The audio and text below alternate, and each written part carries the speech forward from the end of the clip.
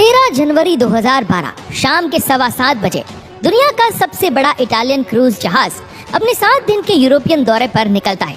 इस जहाज का नाम है कोस्टा कंकोडिया और यह जहाज टाइटैनिक जहाज से भी बड़ा है, इसलिए इसमें सफर कर रहे हैं 4252 लोग। एंटरटेनमेंट की बात की जाए तो इस जहाज में क्या कुछ नहीं है।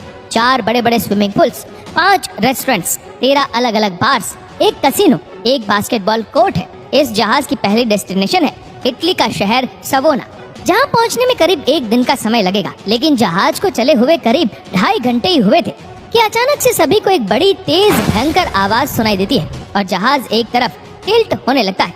पैसेंजर्स को इंटरकॉम के जरिए बताया जाता है कि जहाज में एक इलेक्ट्रिकल फेलियर हुआ है, लेकिन असल में बात तो ये थी कि शिप का पूरा इंजन ही फेल हो चुका था। ये उस जमाने की सबसे बड़ी इटालियन क्रूज शिप थी। इसे बनाने की कॉस्ट पड़ी थी $570 मिलियन। इस जहाज के कैप्टन फ्रांसेस्को शेट्टिनो एक इटालियन आदमी थे।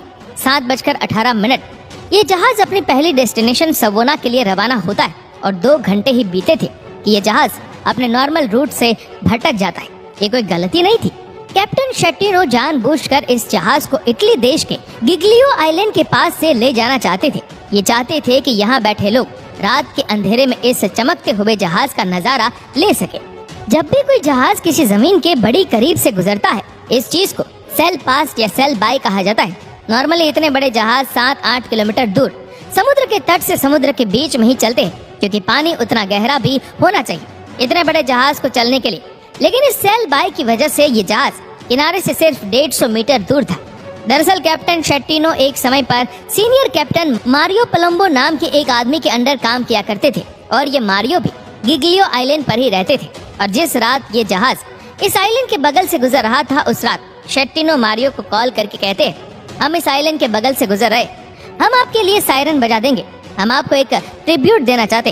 ये सुनकर मारियो बताते हैं, मैं तो हूँ ही नहीं इस आइलैंड पर, इस वक्त मैं तो इटली के किसी दूसरे शहर में हूँ। इसी बातचीत में कॉल की लाइन कट हो जाती है। ये कॉल की गई थी 9:40 पर और इसके कुछ ही मिनटों बाद वही भयानक सी आवाज आती है जिसके हमने वीडियो के शुरू में बात की थी। ये जहाज पानी के अंदर मौजूद पत्थरों से जाकर टकरा गया। कंकोडिया जहाज के हल को इस टकराव ने चीर कर रख दिया। लगभग 70 मिनट लंबा घाव इस जहाज के सेंसिटिव हिस्से पर पड़ गया।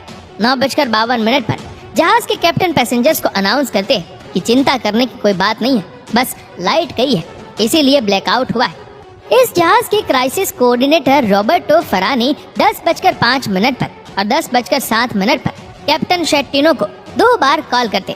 दूसरी कॉल में कैप्टन शेट्टिनो फाइनली मानते कि जहाज में कुछ प्रॉब्लम्स है। रात के 10:22 पर शेट्टिनो रेडियो ऑपरेटर को कहते हैं कि तुम कोस्ट गार्ड को कॉल करके बताओ कि जहाज के लेफ्ट साइड में एक टक्कर लग गई है और कंकोडिया को मदद की जरूरत है। लोगों को लाइफ जैकेट्स हमने दे दिया है और सब लोग सेफ है। 4200 से ज्यादा लोग इस जहाज पर फंसे हुए और अब ये जहाज 30 डिग्री टिल्ट कर चुका है। नीचे के कई कैबिन्स पानी के अंदर डूब चुके हैं और ऊपर के कई डेक्स में सामान इतना इधर उधर होकर गिरा है कि सब कुछ तहस नहस हो रखा है। इस डूबते जहाज में आगे चलकर हमारे कैप्टन फिर कुछ ऐसा कर देते हैं जिसके बाद उनको सिर्फ लोगों की गालियां ही पड़ती है। जैसे ही उन्होंने जहाज छोड़ देने का संदेश दिया, कंकोडिया में बुरी तरीके से हड़बड़ी मच गई। जहाज के कैप्टन शेट्टिनो जहाज छोड़कर भाग जाते हैं। लोगों की भीड़ लाइफ बोट्स की तरफ भागने लगी। लोग धक्का मुक्की करने लगे।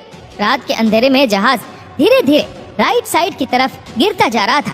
इतने टेढ़े जहाज में कैसे वह रास्ता ढूंढे और बाहर की तरफ निकले। इन सब धक्का मुक्की के बीच एक इंडियन स्टाफ मेंबर भी वहां मौजूद थी, करनाथा रमेशाना, जो कंकोडिया की 11 मेंबर सिक्योरिटी स्टाफ की इकलौती महिला थी। करनाथा ने पर्सनली एक ब्लाइंड औरत को लाइफ बोट में बिठाया। उस रात जहाज पर एक और इंडियन क्रू मेंबर मौजूद थे, रसेल रेबेल्लो, जो कि वेटर के तौर पर काम कर रहे थे। वो आखिरी दम तक फंसे हुए लोगों की मदद करते रहे, लेकिन रसेल उन लोगों में से थे जो अपने खुद की जान नहीं बचा पाए। पैसेंजर्स की मदद करते समय इनकी डूबकर मौत हुई। इस हादसे के बारे में गिग्लियो में रहने वाले सभी लोगों को पता चल चुका था और वह लोग इनकी मदद करने निकले। इस आइलैंड पर तकरीबन 700 लोग रहते थे, लेकिन 4000 लोग जो जहाज में थे, इन लोगों ने उनके लिए अपने घर के दरवाजे खोले ताकि इन्हें शेल्टर प्रोवाइड की जा सके। कुछ लोग हाइपोथर्मिया का शिकार बने हुए थे क्योंकि पानी बहुत ज्यादा ठंडा था। इस आइलैंड के गांव पर मौजूद स्कूल, चर्च और कैंटीन जैसी जगहों को खोल दिया गया ताकि सर्वाइवर्स को सर पर एक छत मिल सके।